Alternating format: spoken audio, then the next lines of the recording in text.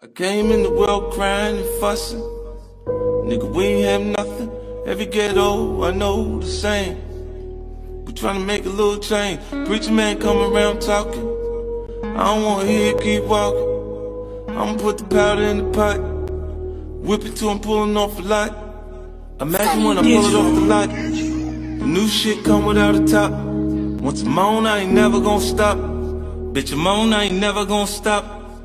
I'm the man, I'm the man, I'm the man. I'm the man, I'm the man, I'm the man. Hey, came in the game getting money. Flip chicks, whip, get money. Niggas get to playing with the money. Click bang for the money, shit change over money. They love to see a nigga on the bottom. Catch a come up, gotta keep it on the low. A nigga plug, bless a nigga with a hoe. Wanna break the bitch down in the 36 hoes. Look at here, bitch, I'm A-OK. Shawty won't fuck with me. Stripping you the chicken and lady, she gon' hit my line. We ain't gon' waste no time. She sucking and we fucking like she need me. But she make a bankroll easy. Full of light in the room from the TV. We getting it on, then I'm gone. It's the type of shit that a nigga be on. Too much on my mind right now. I'm on the grind right now. Looking for me, sucker, then I need to be found right now. I got my 9 right now. Bitch, I blow your mind right now. I ain't fucking round right now. Better get in line right now. I'll fuck around and die right now. Hope you understand that. Bitch, I'm the man. Ho, I'm the man. You know I'm the man. Bitch, I'm the man. Ho, I'm the man. You know I'm the man. Bitch, I'm the man. Yeah, it's real out here. You know we busting up in Vegas. You know what I'm saying? Pops out here shooting for the mob himself. You know what I'm saying? It's real out here, baby. Getting money and sleeping in the park.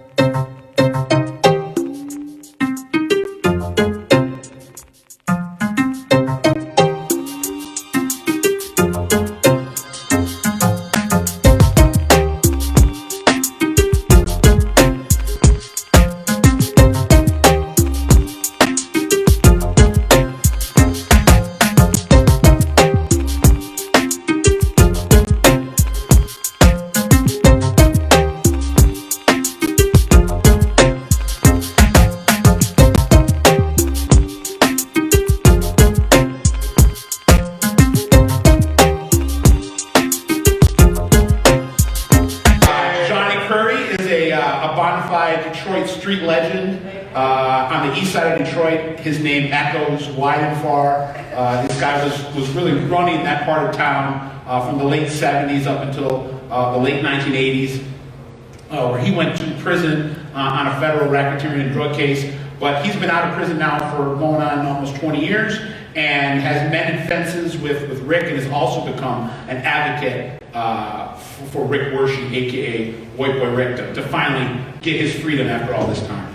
So this is a very complex case, a lot of layers, a lot of nuance, a lot of context. In June of 1984, Rick was recruited straight out of 8th grade to be an undercover mole for a federal drug task force made up of agents and detectives spawning from the FBI, DEA, and Detroit Police Department, Narcotics Division.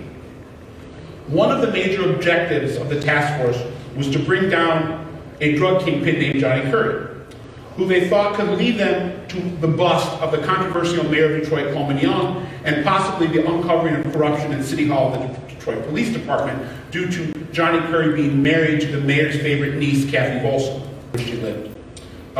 Johnny lived in Rick's neighborhood and eventually nicknamed him White Boy Rick, which everyone knows him as. No one knows him as Rick Wershey. In a lot of ways, that's hindered him, 30 years later, that he's kind of known as this comic book character, White Boy Rick, not a living, breathing human being that's been a victim of our criminal justice system, Rick Wershey. And in fact, if he was just Rick Wershey, he'd probably been out 20 years ago.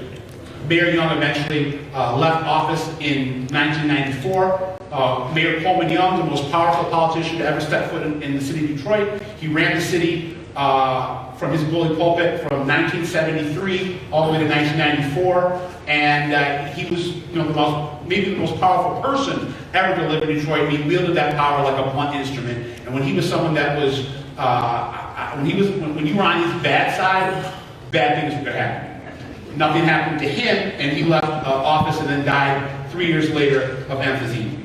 Most drug kingpins, most drug dealers, most street legends, they're lucky if they have a 2-3 year run, 4-year run. Johnny, you were around for 10 years. You kind of went from the street gang era with the BKs to dealing weed to dealing heroin, and then all of a sudden we reached the crack epidemic. Kind of talk about how you saw it changing before your very eyes. Well, the way I look at IJC, when Schwartz speaks about, I'm not saying that the East Side didn't have violence. I don't think that the East Side had as much violence as the West Side. Not comparing each other. Well, West Side, just so Greg mentioned YBI before the Young Boys. Right, that was the West Side. Young Boys Incorporated was a very, very violent group, and they were based on the West Side. Johnny was based on the I was based on the East Side. I had an organization that more or less was basically under my control, the whole East Side. I don't care. And Johnny's organization was not known for violence. Yeah, my organization was not. I mean, everybody has their problems, but my side of town wasn't known for violence. I mean, I did my thing, and I think it was respectful for what I did. But going back to what he's saying now, I understand what he's saying about a lot of violence, but everything that ran from the East Side was basically calm, because I kept things under control. And this image that you're saying about a protege, I had no protege. Nobody gave me orders. I gave orders. No, protege means that you took him under your wing. I wouldn't say so much as took him under my wing, because see, he was introduced to me. No, I don't think anyone's trying to say that he was giving you orders. No. I know you didn't say that. Yeah. I definitely know you didn't say that, and I understand what you're saying, but what I'm saying is that, as far as when you say protege, Rick, I knew Rick very well, but he was always come through my brother to get to my youngest brother, Boo. Right. He never walked up to me or came up to me and said, Johnny, this and that. I met him actually through my youngest brother, and basically on the side there, his father was in the gun. He was a gun salesman. Right. And basically at the Rick's time, dad was a kind of a street hustler, local guns dealer, someone that kind of always had kind of get-rich-quick schemes brewing. Mine was moving 1,000,000 miles an hour, and was kind of a guy who would go to maybe cut some corners. Okay, right. That's what Matthew McConaughey played in the film. But Johnny, talk about it from being someone who was born on the East Side and seeing the city from let's say from the riots, Okay. to when you kind of came into your own in the 80s. There was a lot of change the city had undergone. Yeah, the city definitely had a lot of change because, like I say, from the time you talking about my organization and with my brother, I kind of began when I started. Basically, let's just put it real quick. I started basically just selling pop, and I followed my brother. My brother was my oldest brother was in the gang. I'm not in the gang, but doing this drug dealing. So I decided that's what I wanted to do. That was my choice. At one point, I thought you said to me he was involved in a pretty prominent street gang, and street gangs aren't entrepreneurial. They're just kind of repping a block. And I remember you said to me at one point, with the BKs, it's like, we're sitting here fighting over who owns this block. Exactly. Let's go make some money. Right, that's what I said. It's like, this is stupid. Right, this is stupid for us to fight each other. We can go out and make $1, make money. So that's what we decided to do. So I said, well, I got to get away from this life. I want some money. I want to enjoy life and have fun. And at the time, that's the only way the East Side, like you said, was down, but this is the only way I feel that I could make $1. So I got into the drug life. I started selling weed with my brother. I seen him riding around in Sevilles, big cars and stuff. So I said, this is what I want to do. So I chose to do that. And so I took over from his spot. If you want to put a protege in there, our brother, older brother, was like my protege. So well, he would be your mentor. Yeah, mentor. Okay, right. So I took over from him. And so he had a lot of big people in his club that I took wind of, and very prominent people. I mean, real master people that was in singing, master, you know. So, so I took over from him, and I started sourcing out to be my own piece. 84, 85, crackheads. Crackheads just exploded, but like when I started doing marijuana, I was making a lot of money. But when I elevated myself up, I said, well, I'm gonna elevate up to another level. So that's when I got introduced to other people. So I found my own plugs, and I moved up to the heroin business. So when I moved up to heroin, I started buying me cars, Holiday Hall, all kinds of stuff. Then I leveled from there to the cocaine business. And after I got into the cocaine business, let's put it like this here. Say this, you got 10 pounds of marijuana. I could have 1 key of heroin and make 3 times the money you would make in the weed, which was less conspicuous, that I could hide in Herman Groom and them couldn't get to it or whatever. You have the right to remain silent. So that was my thing. The infancy of the Curry drug investigation, I was the initial case agent. Greg was on the squad with me. Greg eventually ended up as the ultimate case agent after I moved on to other areas. But I was contacted by these other 2 agents that apparently had some dealings with Rick's father and Rick, and they set up a meeting, and I'll never forget the meeting. It was someplace on Livernois on the west side at a McDonald's, and so I think I'm going to meet a potential informant that's going to be passed on to me, that's going to give me information about you. I got to tell you, first of all, this is friggin' bizarre for me to sit there. When he talks, I think I'm listening to a wiretap. It is. It's bizarre. But I kicked a lot of your doors, man. Yeah. I'm a little dude, but I made it through. But so anyway, I went to this McDonald's with this other agent who was going to make the introduction. And so I walk in and I see Rick's father, the guy that was played by Matthew McConaughey, sitting with this little blondish-haired, freckle-faced kid. Kind of reminded me of Howdy Doody or something, you know? And so I sit down. It's not unusual for informants to bring their kids. I know it sounds bizarre, but it does happen sometimes. So the introductions are made, and I start talking with the father and start pressing in for some details. What kind of car does Johnny drive? What about his twin brother Leo? How about Boo? Where do they hang out? I'm just trying to collect basic intelligence. And as I went on, then I noticed that when it would come to critical questions, the father would defer to the son. And the son would correct the father. And finally it became apparent to me that really the source of the information here is not the father, it's the kid. But I got to tell you, the father was part and parcel of this. I mean, the father fully supported his son getting involved in this thing. He, in fact, encouraged him to do it because he was financially benefited from it. But as I have said publicly before, Rick was portrayed as a drug kingpin. Johnny will tell you this. He wasn't any drug kingpin. Drug kingpin's Johnny. Well, how do you know that? Because Johnny had 22 people working for him. I still haven't found anybody that was ever working for Rick Worship. Never. It's a myth. It was laziness by the press, and it was an easy label, and it helped sell newspapers and helped drive ratings. Exactly.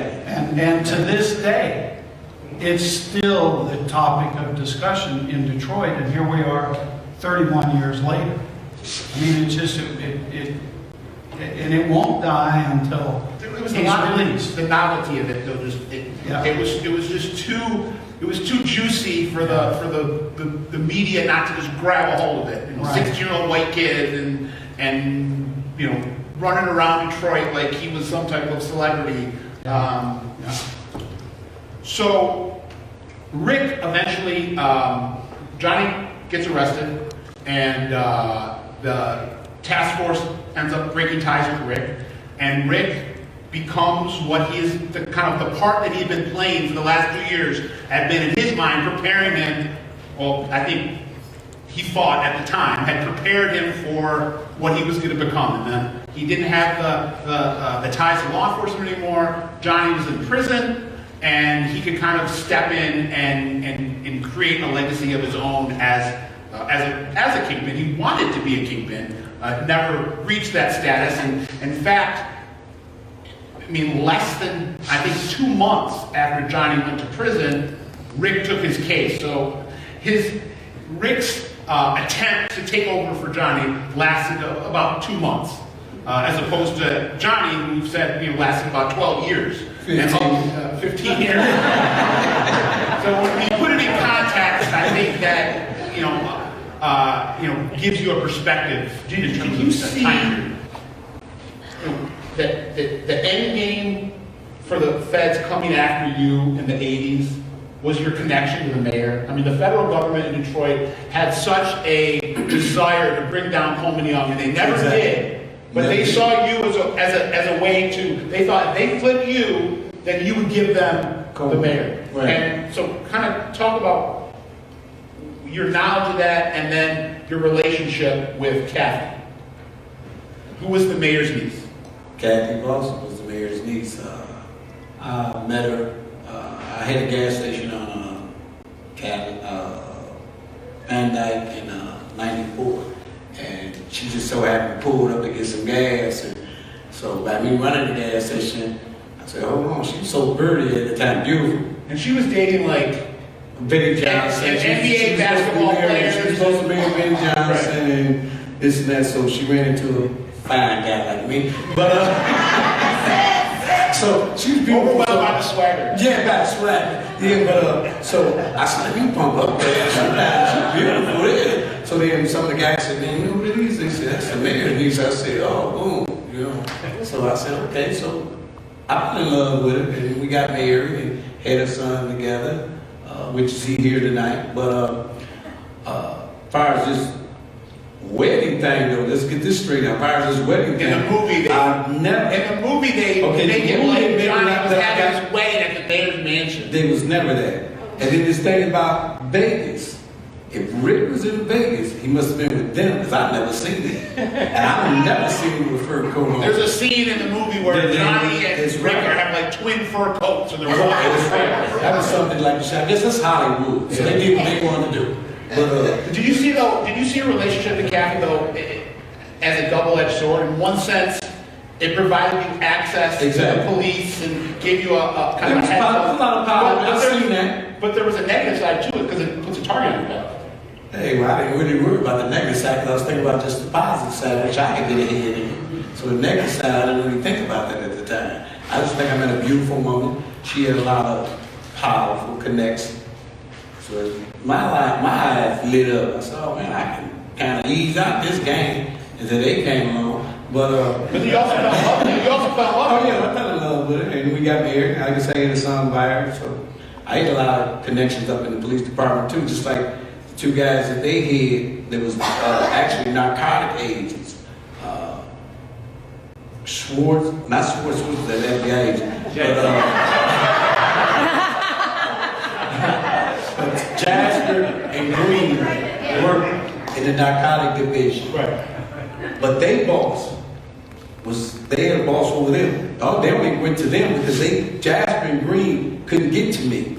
Because I had a lot of power, like I said, in the police department. Yeah. So everything they was getting to, it was getting back to me. His background. So there was a name that he left out. Gil Hill. Okay, during that investigation, it came to the Bureau's attention that Gil Hill had accepted money on another situation. That's the Beverly Hills cop, the guy who was the Beverly Hills cop. And they almost got Gil Hill on this, and he found out about it. Well, when the backbone case came to light, and Gil Hill's name was involved in this, he lost the election that he was running for. He was running for mayor. He was running for mayor. And all of a sudden, the news media got the microphones in his face saying, "Hey, the FBI said you did this and this and this and this." and he lost. And he was mad, and he was very upset, as well as all the other police officers that the Backbone case successfully took down. And they vowed that no matter what they were going to do, that Rick Wershey was going to stay in jail forever. And when it came time that he ultimately did get a hearing in 2003, Herm and I and Kid Rock and a bunch of other people went to testify on Rick's behalf. And after we left the room, some high-ranking officers, Jimmy Harris, a Lieutenant Bill Rice, and some others came. Denny Richardson. Who? Denny Richardson. Oh yeah, Denny Richardson. They all came and testified against Rick. Well, the bottom line is, were any of you ever involved with Rick? And the answer is no. They talked about the generalities of the Detroit narcotics scene back in the 80s, intimating that it was all Rick Wershey's fault. In your opinion, does it surprise you? I mean, that Rick is still in there, that it even came to a point where someone had to come and put a microphone in your face in 2015 and say, what do you think, why is Rick still in there? You've been out for 15 years? And to your credit, you said, it's a joke. There's no reason I said that, like I said, after 30 years, like I said, non-violent crime, we should have been out. I stood and said that, but now, my sentence is scary, like, without parole, possibly with parole too, which was what's called a continuing criminal enterprise. Now, Johnny pled the 20. But I pled to the 20, not tell on nobody or do this and that. That's because I knew they was trying to give me life. Right. And there's no doubt about it. I would have got life without the possibility of parole. But still, nothing neither there or there. But still, by him doing 30 years, that's a long time for anybody to do. And he ain't killed nobody. Right. What he did is what he did. If he told, did whatever. Like, matter of fact, Germano said, as part the bull or whatever, said, how do you get this man 30 years? I killed 17 people. And shit, I'm leaving on to go tomorrow. Do you think that the powerful enemies that he made, the Gil Hills, the Coleman Youngs of the world, I mean, I'm not gonna say he made a Coleman Young a political. You don't think Coleman Young was his enemy? Matter of fact, I was family with Coleman Young, Right. so he was I was like a son to him because his niece Kathy, my wife, was like a daughter to him. He loved his family just like you love your family. Everybody loves your family.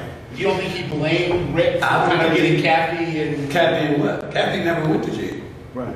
That was because of the deal that Rick made, though. Now the deal was because FBI agents sent themselves into if your daughter's in there rehab, and I sent the agents inside of your case, and you rehab trying to get yourself together, but I sent them there to trick you out of here, because when you hop out money, and if I'm under drugs, I might say, shit, let's go. Yeah, he came on television after this all happened and said Rick was nothing but a stool pigeon. But then Coleman also said too, how you think about the government going up to a rehab, getting a lady that's trying to get rehab,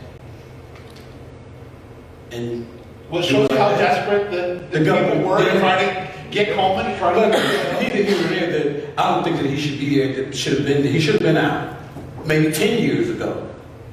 I think for the crime that he did. I think for the exact same crime today, his case would have been like a 7-year sentence. He would have been out. Yeah, that's true. I believe that. Yeah. You see, actually, he built all this up like he was this powerful drug lord on my side of town. Where here he is, that was something impossible. It was 2 months compared to 15 years. How people talk. The people in John's organization. There's so many of them that you hear them talking. You get so much information, and also the fact that Rick was you said mainly talking to DPD, and Johnny was saying that you had so many people inside DPD, and I'm wondering how much of what was going on, the information that DPD had, were you aware of? I was aware of a lot of things that was going on in the DPD environment because I was like, it's close, write it down. Because I was, like I said, he was like a father to me, and Coleman was, which he had nothing to do with any of that. Now, Jimmy and Gil, we was family. They opposite his family. Now, what they did, I didn't know of. Are you asking, like, how, not just with Rick, but how aware from some of your contacts in the police department, were they telling you, hey, be weary, we're not going to necessarily tell you a name, but just so you know, there's a couple people in your inner circle that are, you know, loose lips sink ships? That's true. Like, were you ever getting intelligence coming back to you from dirty cops that you had people within you that were informing? Not really, no. Was that what you were asking? Yeah. No. The origin of this goes back to the Kathy Volson was the niece of the mayor, and he knew that Johnny was involved in narcotics, etc. So what he did was he wanted Gil Hill, Jimmy Harris, and Marty Harab to be kind of the protective detail that kind of overlooks not Johnny, but the niece, okay? And we knew that for a fact. When we raided the home on Navarre, I found a laminated card. And that laminated card had all these guys' home numbers, pager numbers. So my brother accepted, my youngest brother accepted, and loved him like a brother. So he like family to me like now. So I pulled him in and said, okay, by the power that I had in Detroit through the connections and everything, and everybody loved me. I was well respected in Detroit. So if he with me, you don't put your hands on him. What I found interesting, and I think Johnny maybe can speak to this, is that the media and everyone was obsessed with the novelty of it. Exactly. But at the end of the day, the novelty of it on the streets would have wore thin really quick. There was something authentic about him that allowed black underworld figures to not look at him as an outcast, to look at him as he's one of us. Yeah. Okay, we have a question here. Hi, this question is for Johnny. I just wanted to know if the FBI ever asked you to assist in Coleman Young? Asking him. You asked me, did they ever ask Assistant Coleman Young's name? They came to me, like he said, up in Texarkana. So they came to me and asked me a few things about it, even about the cook-arounds that my wife supposedly had. She supposedly hid some cook-arounds, which Weiner got caught up on in case of something. The South American, or the South African currency. Yeah, currency. That came out in the corruption trial. That it came out. It was a police chief that was involved in a corruption trial in the early '90s, and then that was the trial that it came out that Kathy had a security detail assigned to Johnnie Curry. Hey, what's up? We live in Vegas. Just left the Mob Museum. Finna go down to the swimming pool, enjoy ourselves for a few minutes. As you can see, all these beautiful ladies out here in this beautiful weather. The weather is almost 97 degrees in Detroit. You talking about no more than 55 or 60 at the hottest. And cold and raining. We in the pool. We in the pool, so I'm enjoying it. You understand? Wish I might go put on a swim trunks and get in the pool. But I'm really enjoying this 100%. 1 out of 100, I'm enjoying it.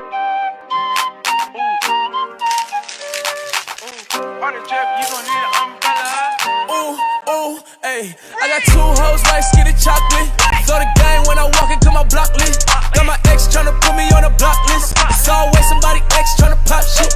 It was flat then, she got ass shots. Now they cheer for her, she got mascots. Now she hit the club, baby, throw that ass out. Swear that ass on me, baby, I'ma pass out. You can talk to me, I'ma talk, babe. I got sauce, babe, ain't no salt, babe. I just walked in, check the walk, man. Jeans ball, man, bitch, I'm ballin'. My fella shawty, I ain't got an answer. She a Scorpio and fuck me like a cancer.